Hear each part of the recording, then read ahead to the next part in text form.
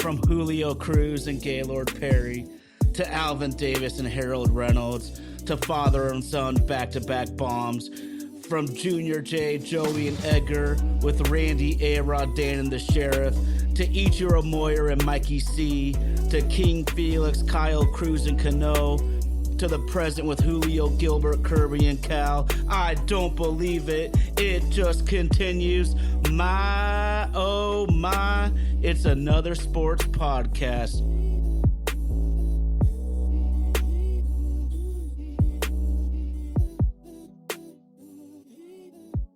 My, oh my, it's another sports podcast.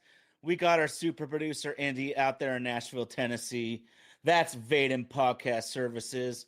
Vaden Podcast Services bringing the show to life. Got to give a huge shout out to all the homies in the live chat. Can't wait to hear your thoughts on the recent fantastic NFL football in the league. But y'all know we can't, we won't, and we don't stop. Sam, how you doing, bro? Doing awesome. How about yourself? Great. Well, before we dig in, I got to give a huge shout out to our friends at Romantic about baseball. Although we absolutely love the beautiful game on the diamond, we got to go hardcore football today. Sam. Heck yeah. Epic, crazy victory on Thursday night versus the divisional rival Rams. Give me an overview now, and we can dive into all the details from there. It went exactly how we all planned it. That's what I have to say. You know, just got up on them early and didn't let go. This game, that shit was pretty wild. I mean, looked good to start off with. Got Charbonnet rushing in for a touchdown. Then they started just chipping away at us, field goal, touchdown.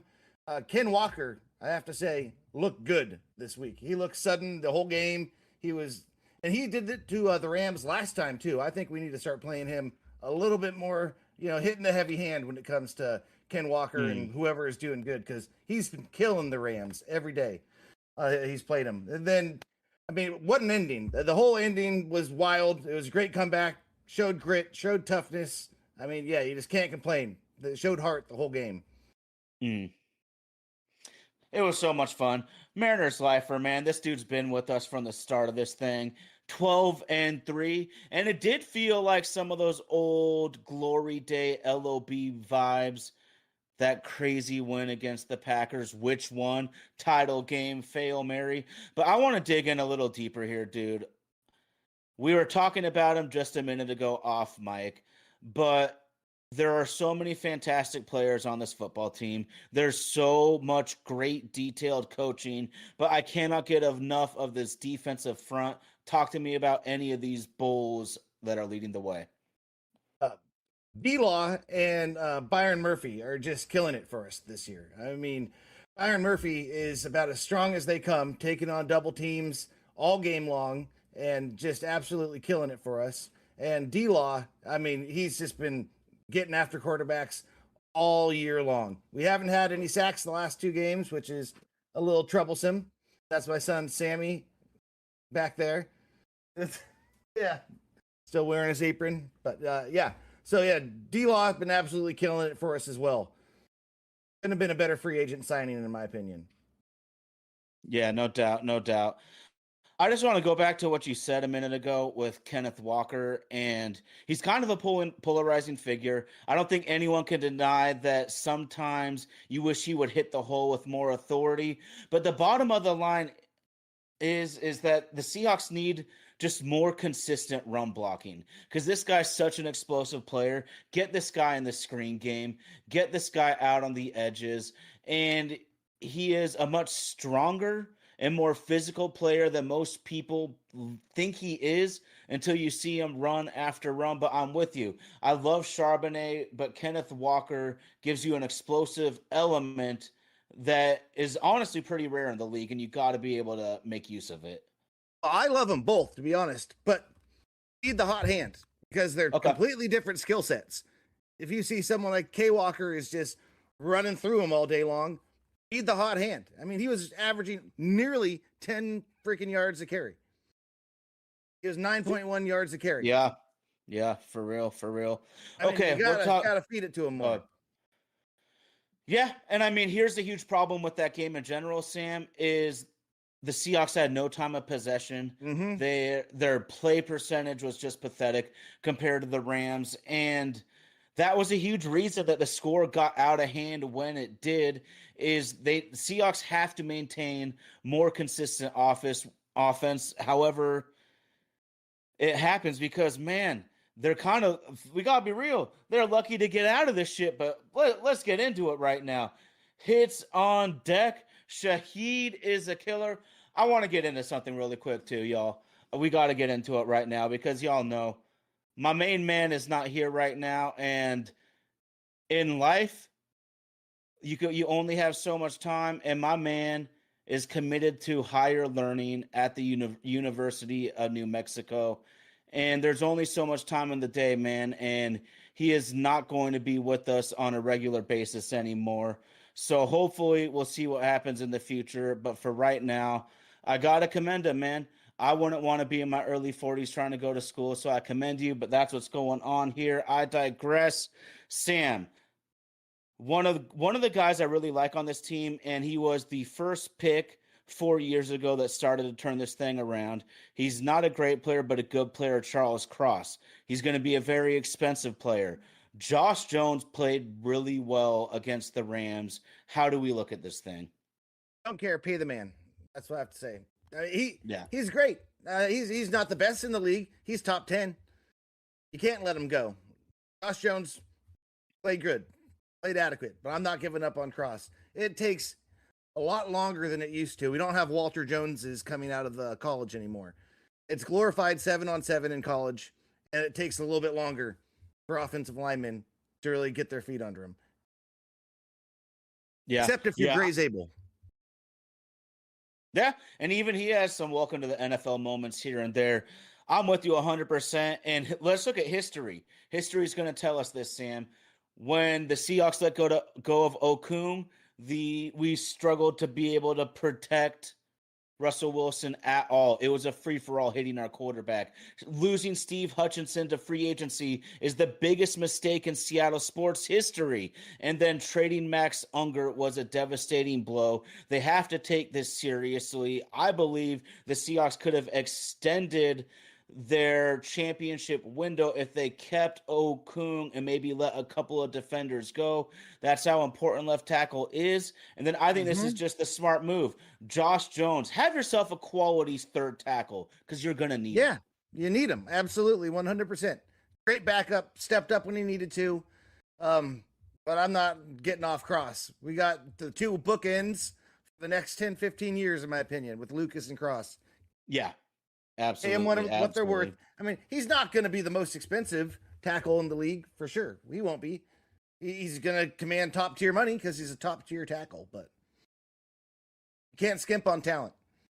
No, no doubt, no doubt. And I like guys that just ball out no matter where they're playing, no matter where their circumstance, Sam, because Charles Cross was a first team All American, first team All SEC at Mississippi State.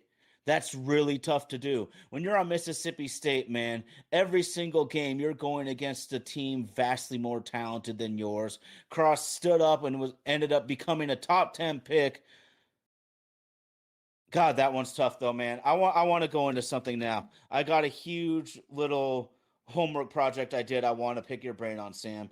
So you know how important I think it is for consistent drafting, I guess I would say.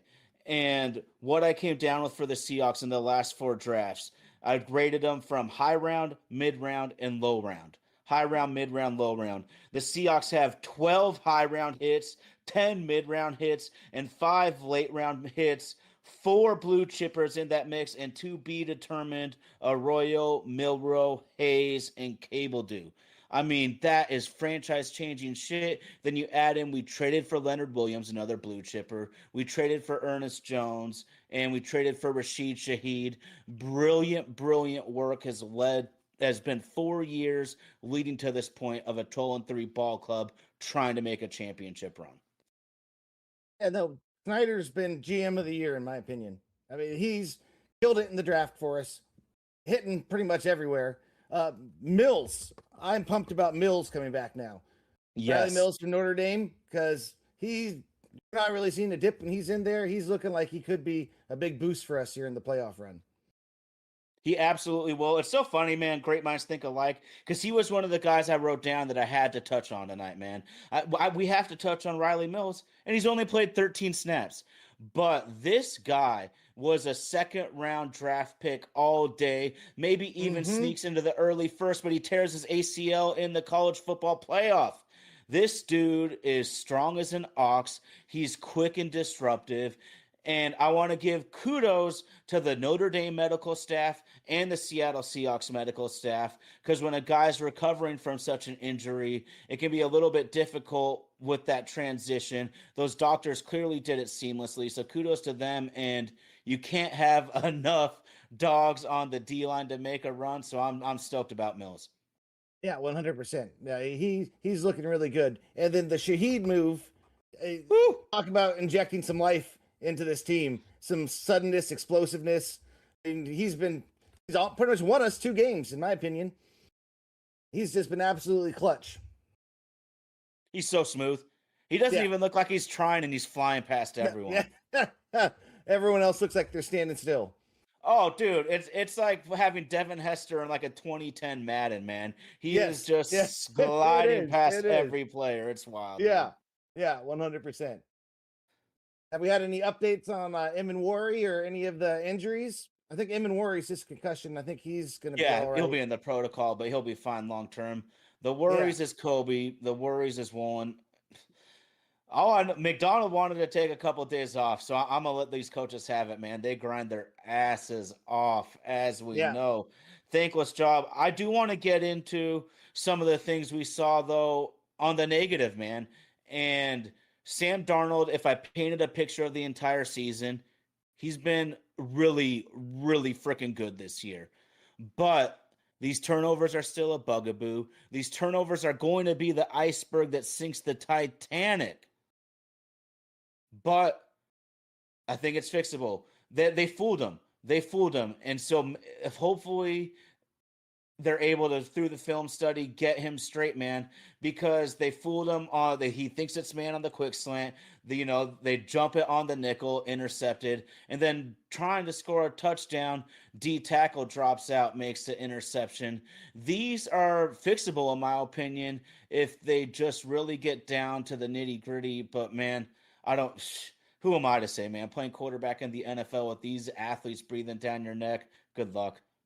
Yeah, that first interception is pretty much a carbon copy of what happened last week for the Buccaneers, I'm pretty sure. Yes.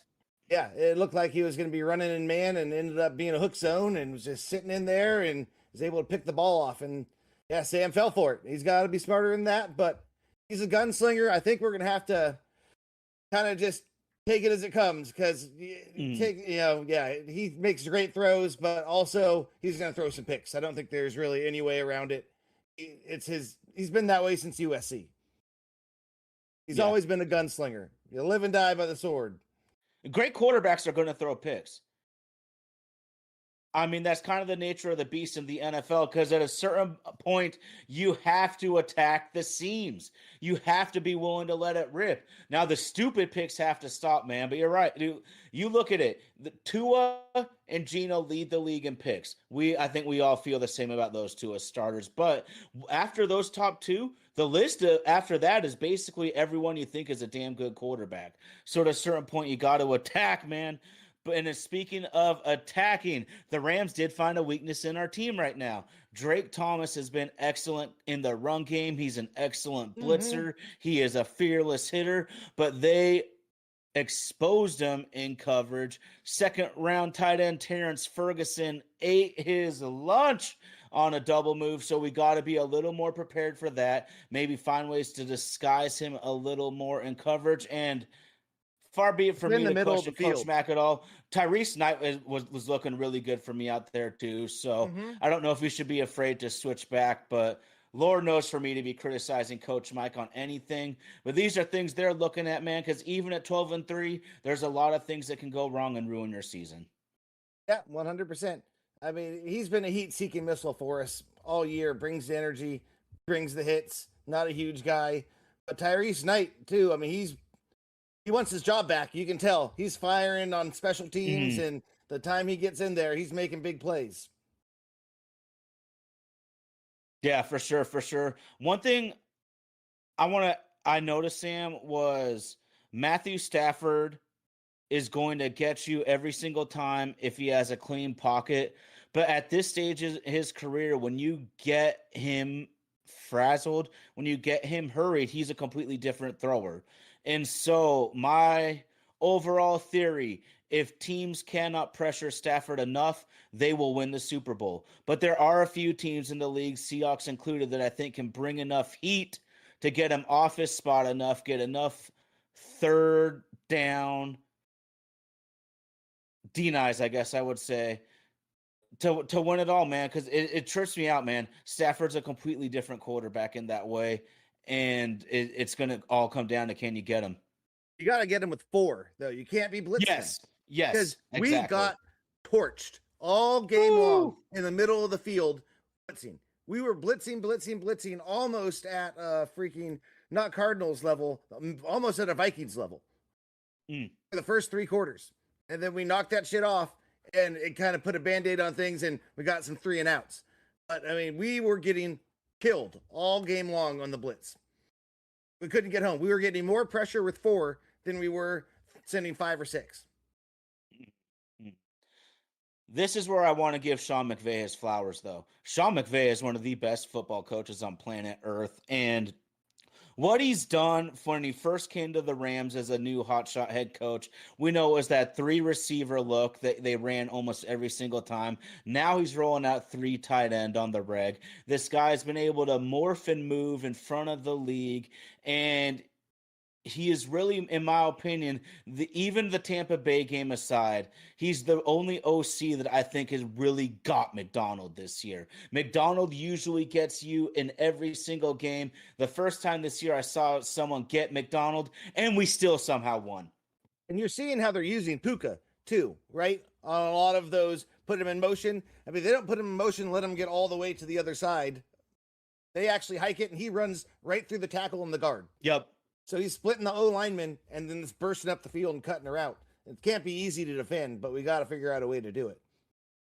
Well, you can't be giving up 12 catches and 200 plus yards, man. Yeah. Looking like a Madden player out there on that. I mean, ridiculous.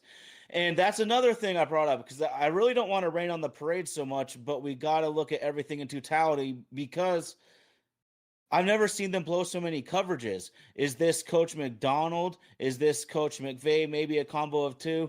But all week I was thinking this team is always Injuries. so disciplined. Okay, you think so?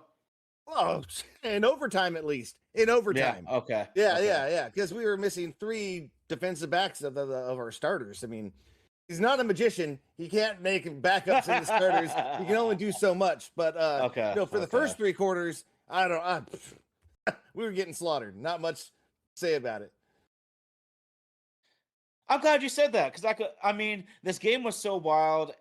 You forget about certain things, but the defense made 3 straight critical stops at the end of the game to even Sure get us did. to overtime. And it's easy to remember how the Rams were slicing and dicing like we haven't seen anyone do to Coach Mack and the Seahawks. So I'm really glad you brought that up. And I'm just so proud of this defense, man. I'm so proud of how ferocious they are.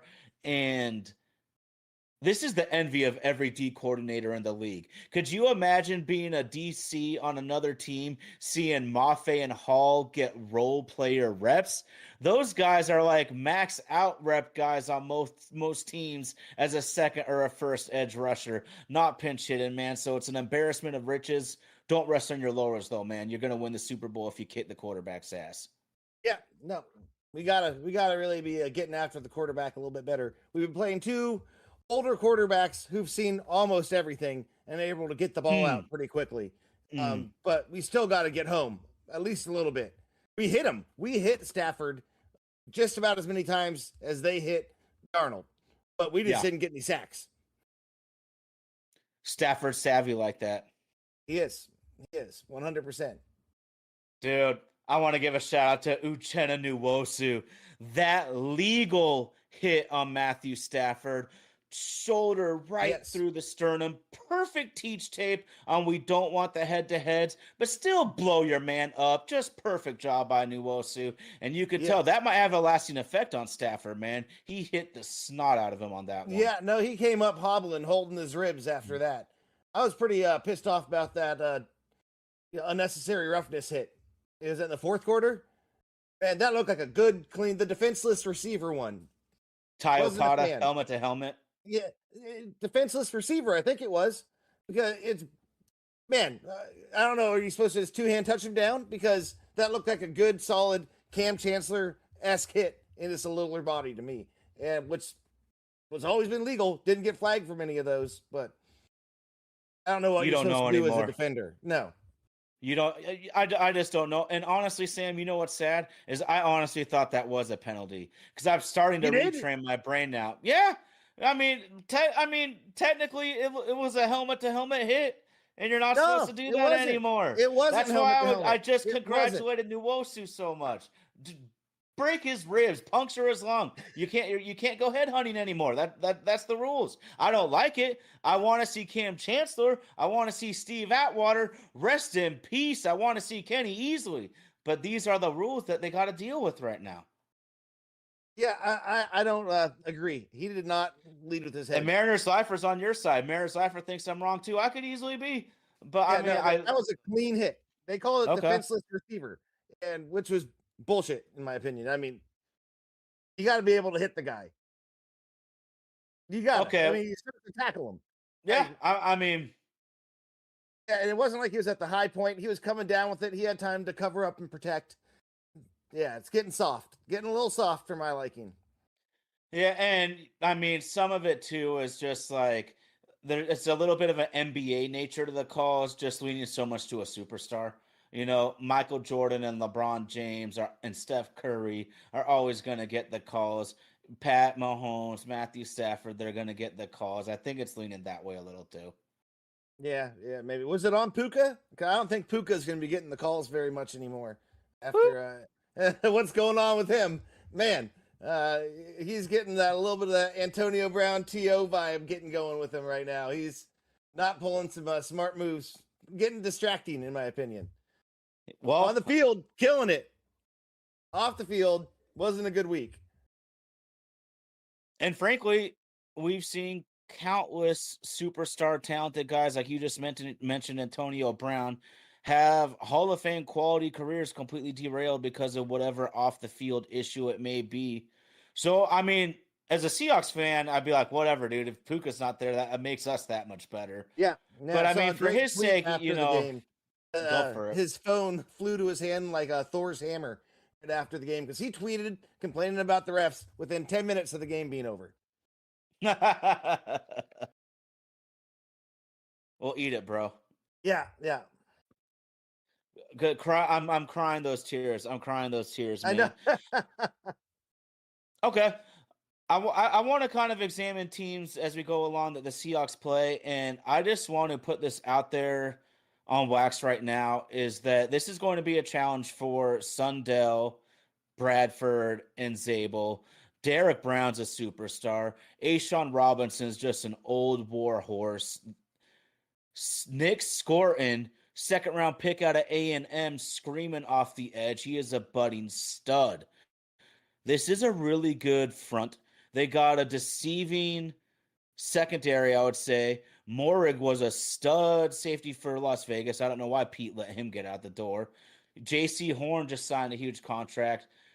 And of course, if y'all know me and were watching my takes, I thought Tedero McMillan was a reach. I thought he was overrated. I was completely wrong. Ted McMillan, star rookie. All this, I'm saying, Sam, Carolina presents problems. The Seahawks are easily good enough. They should kick their ass, but they're going to present problems that a lot of fans don't think are going to occur. I mean, they're not the Carolina Panthers of last year, but I'm not worried about them. I mean, they're a good team. They got talent. They're an NFL team. I think we got them. The Rams thought the same way too, though. The Rams thought the same way too. Went to North Carolina and lost just a couple weeks ago. Yeah, they sure did. They sure did. And then they came to Seattle and lost too. So since the Yeah. last time that we had Okay, let's talked, do it. okay, let's see. Your top 10, you had the Seahawks where? At Was number it 4? 4. Yeah. Where are they now? They gotta be number 1. Yeah, They they gotta be gotta be. number They 1. gotta be, right? They Yep. gotta be. Yeah. Broncos Yeah. lost, Patriots lost, Rams lost. We're the only ones still kicking. Best team in the Yeah. NFL right now. Yeah. They With gotta the be number Rams 1. as a 1B because they're no joke. They're a good team. Oh, fantastic, fantastic. And although we always want to say they're fool's gold, San Francisco's knocking on the door right now. If Texas They Power haven't Rangers played in the anyone. building, everyone was hating on my take about Houston being legit. Yeah, Houston's legit. Yeah, Houston's legit. They're good. I'm not scared of them. But 49ers, That's fine. they're still fool's gold. I don't care. I've seen Eli Manning get hot and win 2 Super Bowls. I've seen Joe Flacco get hot and win a Super Bowl. If you have the right components on the team, all you need to do is have your quarterback get hot. And guess what, Sam? The Seattle Seahawks have all of those components and a quarterback that could easily get hot for 3 or 4 games. That's why they're legit contenders. Yep, no, they are. I mean, this is going to be a wild last couple weeks of the season right here. I think there's only one team that has clinched a playoff spot in the AFC, and I'm not sure where things have shaken out after today's games yet, but I know as of yesterday, we've made the playoffs, or as of Thursday night. Yeah. Yep, official. Yeah. Oh, hey, NFL community, we need to start taking Jacksonville seriously. They went up to Denver and gave it to them. Big time win. Yeah, no, that's what I hear. I didn't see the game at all, but sounds like they kicked their ass pretty good. And I'll just say this right now. Huge shout out to Liam Cohen, man, because sometimes I got to look at where the team you left is at and where you're at now. Tampa Bay took a step back. Jacksonville took a step forward. Obviously, Liam Cohen is a really legit NFL coach. Yeah, Trevor Lawrence has been stepping up a little bit. Not anything to write home about this week. Last week, I think he had a pretty good game, and they're starting to come together in Jacksonville a little bit. Yeah, no doubt, no doubt. I want to see Trevor Lawrence do well too, man, because I always just say he's a more famous Daniel Jones, and people don't want to hear that because he had such a fantastic college football career. But that's what it's been. But hey, we've seen coaches turn guys around. Our Seattle Seahawks are experiencing a major turnaround with their quarterback. Yeah, I think Lawrence had a little bit more of a pedigree than Daniel Jones did coming out of high school and just, I mean, he's been totally. the man everywhere he's been going. I'm talking about just pure NFL production, stats Yeah. and wins. They've been the same guy. Yeah, more or less. I would agree. 100%. You're right. I mean, no, Lawrence was, the golden child at Clemson, man. That guy was. Yeah. I thought he could be a superstar. I'm honestly surprised he's been as average as it's been. Well, he's been in Jacksonville. I mean, there's Yeah. certain organizations where it doesn't matter how good you are, you can only go so far. Preach. Cincinnati, I mean, Burrow's just, he wants out. He wants out of there right now. He's not happy. Boy, that's a Trevor mess. Lawrence, I mean, man, the list goes on and on. And you've seen all the Jets quarterbacks that have left and actually had some success. And Absolutely. some teams you just don't want to go to. Yeah, absolutely. Absolutely. We were just mentioning Josh Jones, 2nd round pick to the Arizona Cardinals. He was the 3rd highest rated Seahawk in that Rams game on the offensive side of the ball, that is. So like you're saying, man, where you go truly matters. I'm glad to be that we're a Seahawks fan. Thank you to Paul Allen, may he rest in peace. I don't think we could say it enough. Dude, this is awesome though, man. We've been really able to nerd out on the Seahawks, nerd out on the football, man. Is there anything else on the Seahawks docket you really want to express? We haven't, I mean, yeah. Yeah, keep it going. The 2-point conversion. Dude, we haven't touched the overtime. I mean, what's your thoughts on that 2-point conversion and how it played out?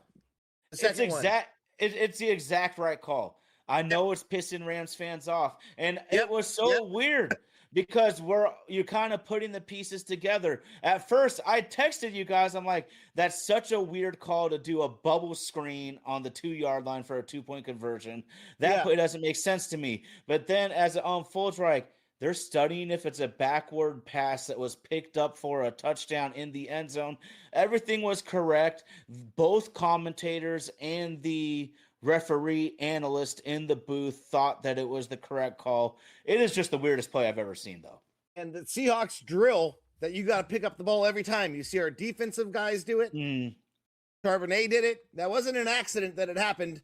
I don't know. Some announcers and talking heads are saying, oh, it's like he was trying to just be nice and hand it to the ref. No, that is drilled. They pick it up no matter what, and it paid off. That's what good coaching is all about.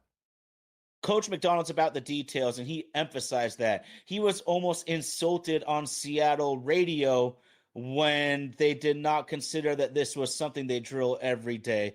The devil is in the details, Sam. I'm so glad you brought that up. I'm going to take a U-turn on the season right now. Let's go back to Pittsburgh. The devil is in the details. They bring a linebacker corner blitz. Ty Okada comes free off the edge. Aaron Rodgers has a nanosecond. The only hot read you can do is a one-step slant. Josh Jobs playing with such inside leverage, it would be a pick six if Rodgers lets it go. Rodgers throws it away, 4th down, punt. We end up kicking their ass in that game. Devil's in the details. I love Coach Mack. Yep, 100%. Speaking of Pittsburgh, what do we think about DK? I want to hear it from you, man. I wish I was surprised, but I'm disappointed though. You can't be doing that. I mean, no matter what, the guy probably said something. I mean, DK didn't do it for no reason, but it doesn't matter. You got to be able to compose yourself. He doesn't seem to have progressed emotionally, maturely. Like he's just kind of stuck in his ways. And I think he is kind of stuck at the pinnacle of his career. I don't think he's going to get much better. He's going to have some good games. He's going to have some bad games. He's not going to play next week. I'll tell you that. He is definitely suspended. I'm not sad we got rid of him. Making way for look at JSN. Oh my God. You got to let that, because they're both wanting to be the number ones, and you could tell who the number one is so far this year because it's JSN. JSN makes the hard catches. Runs the good routes when he's supposed to. He gets open. You can't say that all the time about DK. He comes details up on the routes. games. The devil's in the details. DK could float up the field and cause a safety to jump it. Mariners lifer, there's a good one. Yeah, I was about to say on that too. BS. Talk to me on Derek Hall. I don't think there's enough there. It's hard to tell exactly even what happened. The injury looks like it actually happened when he got rolled up on by his own teammate. So I don't think Hall caused the injury, and I think even McVay confirmed that. It was the offensive lineman rolling up on him that gave him the injury. It looked like his foot was trapped underneath the guy he's trying to step over and then landed on him and looked down and was like, oh, I stepped on you. I don't think there's enough there. If you're going to suspend a guy, you have to have, beyond a reasonable doubt, I don't know, preponderance of the evidence, something better than I think this looked that way. To me, that's what it seems like they did. Some guys it looks bad. We better suspend him. You have to fine him. Fine, I guess. But if you're going to suspend him, you better have some better evidence, in my opinion. I wasn't happy about it. Now, and Derek Hall is a key player, man. I know there's a lot of fans and people in the media that are going to criticize Hall and Moffitt because they will have a sack apiece. Derek Hall has been an absolute game wrecker this year. Mafe still provides speed off the edge. I think they both could have way better stats, but they're in a situation that's just loaded right now. Michael Bennett and Cliff Averill didn't put up huge stats in their first year with the team. The defensive line room was just completely loaded. Sometimes that's how that team is, but I can't believe that crap though. That was so. I think it will be overturned.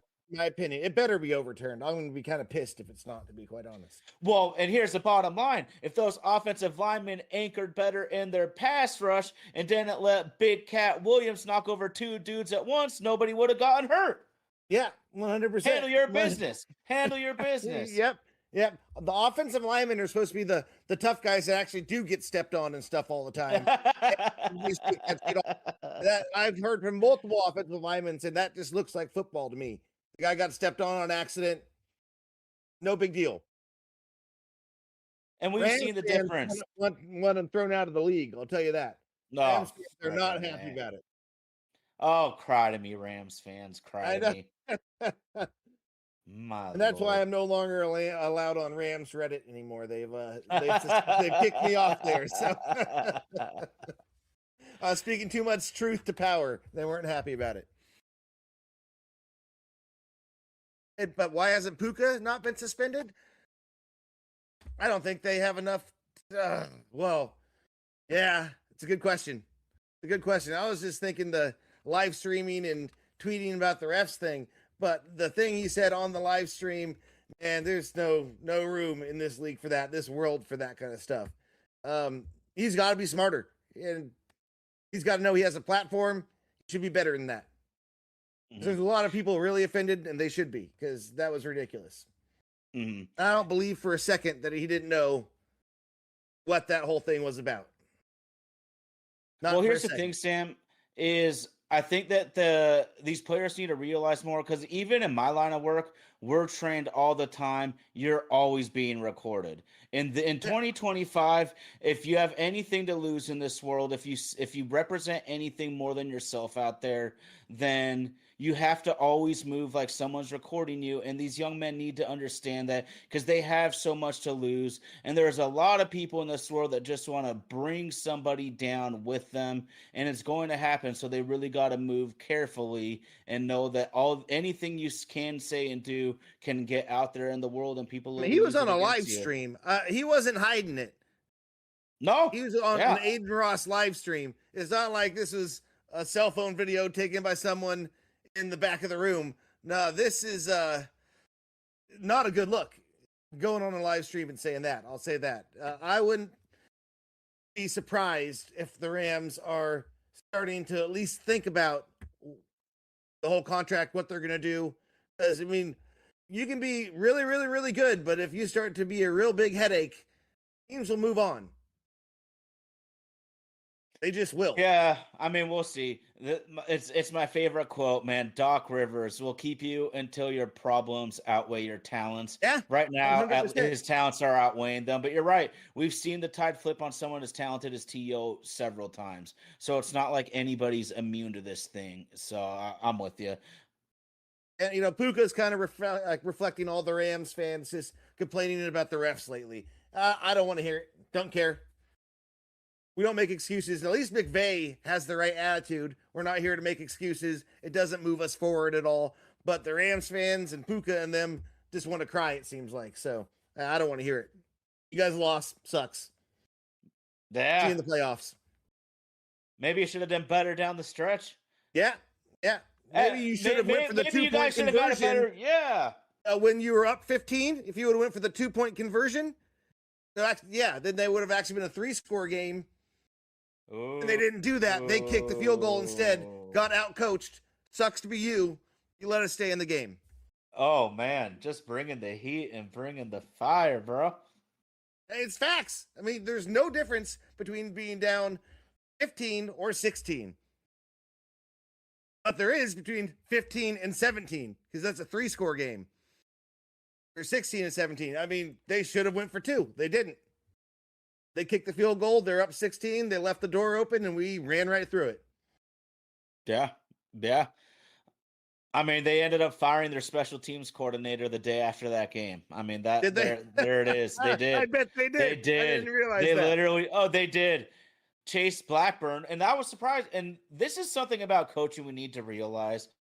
Chase Blackburn was a fantastic special teamer and linebacker for the New York Giants in that run with Eli and all the pass rushers. And it turns out he's a terrible special teams coach himself. So we can't always just say, because you did it, you're going to be a great coach. We need to see how these things pan out. But it's the hidden. It's the hidden, man.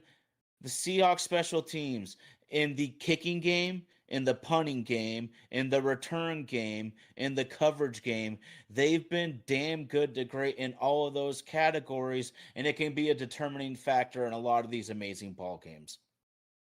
Yeah, 100%. And the Rams have been suspect all year. They've actually had two their kicker punt returns exactly like what we did with like Rashid Shaheed. No gap integrity. It called back because of a block in the back in the last. And so that's not on the record. And it should be because they weren't great calls when they got called them back. But I mean, we didn't have a penalty on there. We took advantage. They saw something and yeah, they hit a hole and took it. Shaheed's a maniac. I love the guy. Extension. Yeah. Oh, Is yeah. he a huge Yeah. priority? Okay. I mean, he's a priority. I don't know. Hugh, yes, sure, yes. Okay, let's get into it right now, man. Like he's our number 2 receiver, so he's a priority. We need the guy, and he's our returner. He has a lot of value for us. And I think he provides a lot more than just a typical number 2 receiver. That fear of God's speed is real to defensive coordinators in this league. Yeah, you have to respect it. He'll take the top off the defense at any time. And then they ran that reverse late in the game for a crucial 20-yard drive starter. I mean, this guy, and what we're talking about, like, it is so fun to watch him. So smooth, so electric. Now, when you draft well, Sam, we were just talking about extension. Well, we got Charles Cross, Boye Mafe, Ken Walker, Kobe Bryant, Tariq Woolen. They already locked up Abe Lucas. All good players. You would love to bring them back. You're not going to be able to bring them all back. Who are a top couple in that list that you would bring back, though? Rattle them off for me again. I was looking at chat. Sorry. Okay, no, it's all good. So we got Mafe, we got Cross, we got Ken Walker, Abe Lucas is signed up, Kobe Bryant, and Tariq Woolen. Cross, Walker, no, I'll let Walker walk. I don't really care. Kobe Bryant and Reek is a question mark for me. We gotta. I mean, depends his price. It's hard to let a guy with that size, that speed, and that talent go. Dude, it's real hard. Sidebar away. You're talking about Tariq Woolen. I wanted to bring this up. I wrote down, and we just get flowing here. Josh Jobe and Tariq Woolen. I want to see more Tariq Woolen. What's going on here? 100%. Me agreed. Jobe was getting picked on. Whoever he was covering, they're throwing to him all game long. Gashiness in the middle of the field, gashiness when going with Jobe. I mean, yeah, and then Tariq got hurt at the end of the game, so I understand, at least at the end of the game, why he wasn't in there. But the last couple weeks, we've been saying on our text stream, like, man, where the hell has Woolen been? Because he's been MIA for the last couple weeks, pretty much. At least he's been getting subbed out too much for my liking. Well, compared to the production Jobe's given you. Early in the season, Jobe was playing at like a stud. He is borderline getting exposed at this point. He is not the biggest guy. He's not the fastest. He's not the longest. And that's the complete opposite of Tariq Woolen. It's hard. I like all these comments right here, man, but it gets really hard, dude. With Witherspoon as our number 1-ish core, I mean, he's not a sticky corner where he's going to lock down someone's number 1. We need someone who has the talent and ability to do that. I mean, he's our Swiss Army knife, our energy, our enforcer.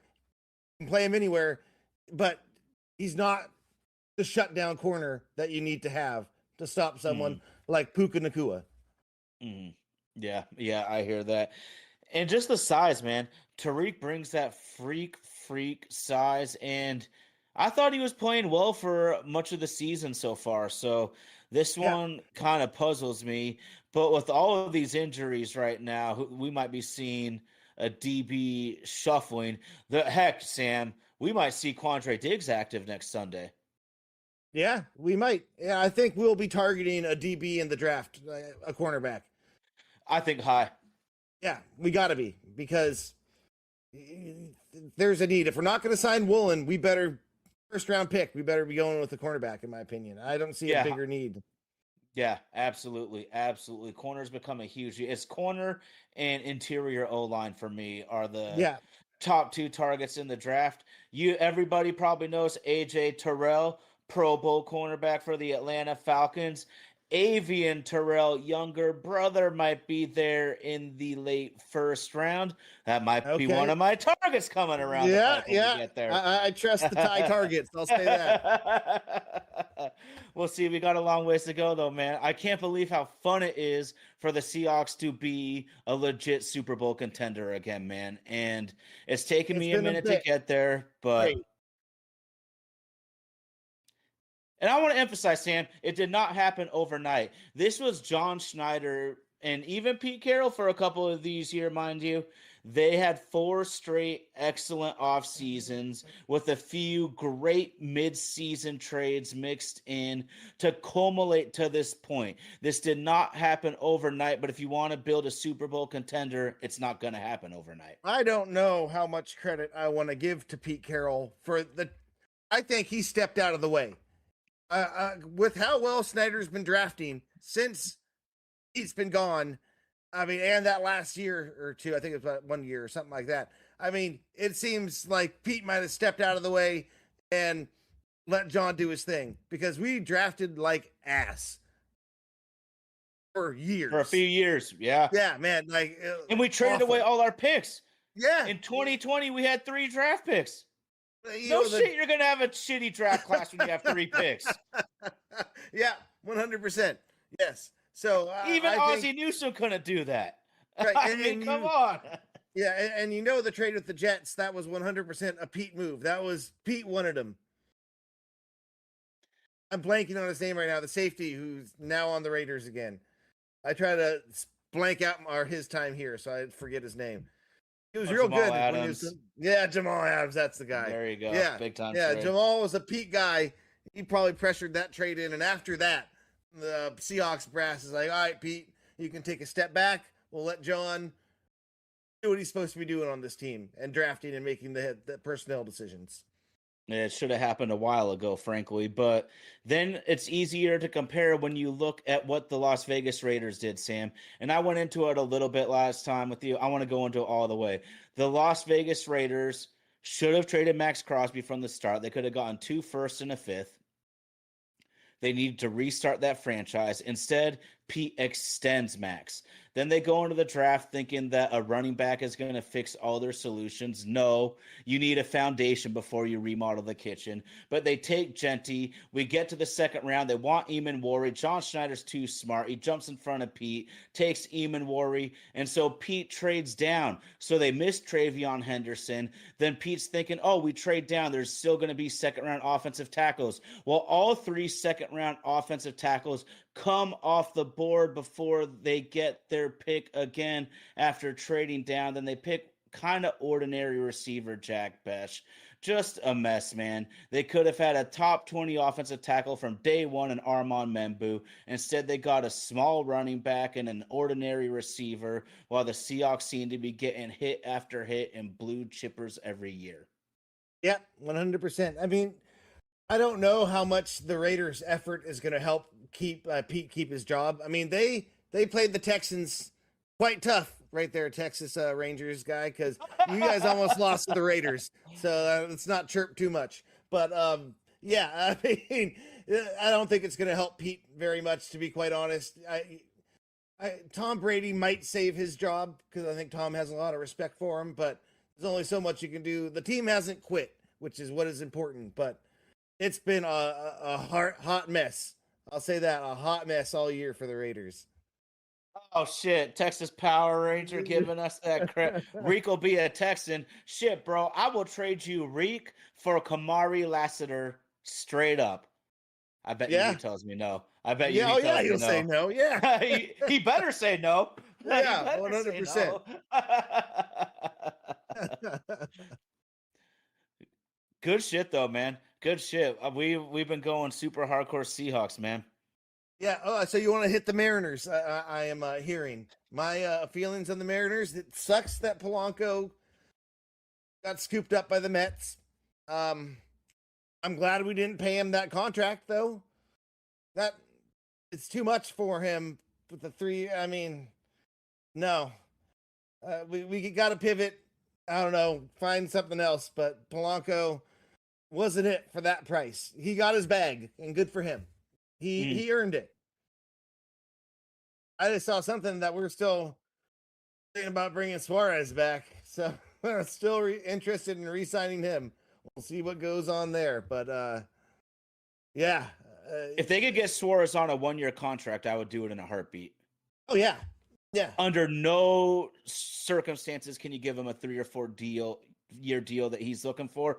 But here's the thing, Sam. The league is questioning his market right now because he whiffs more than 96% of big league hitters, and he's an aging player. There's going to be a time in Gino's career where he completely falls off a cliff, and teams don't want to be stuck at that point. So it might be a value move for the Mariners. And I know a lot of fans are frustrated about another impact bat not coming in yet. Ketel Marte, if there happens to be a trade, it's going to happen right before his deadline. 2 weeks into the season, man. Sam doesn't like it, but it can't. The 10 Not and 5 for what rights they is say real. they want. No, he's a great player, but I don't Wait him want to out. pay him. I don't want to pay him or trade what they say they're going to want for him. Absolutely not. He's one of the best hitters. But he's not Juan Soto. And they said it's going to be a Juan Soto type deal. No. Sorry. Hard pass. The Diamondbacks are the organization that tried to get Colt Emerson for Josh Naylor, and the Mariners stood their ground long enough that it became Tyler Locklear. They need to stand their ground here, dude, Sam, because Arizona's going to get painted into a corner. The 10 and 5 rights in baseball, 10 years of big league service, 5 in a row with the same team equals a full no trade clause. And Marte is going to get expensive at the end of his career. He's going to be like a $19 million player at 37.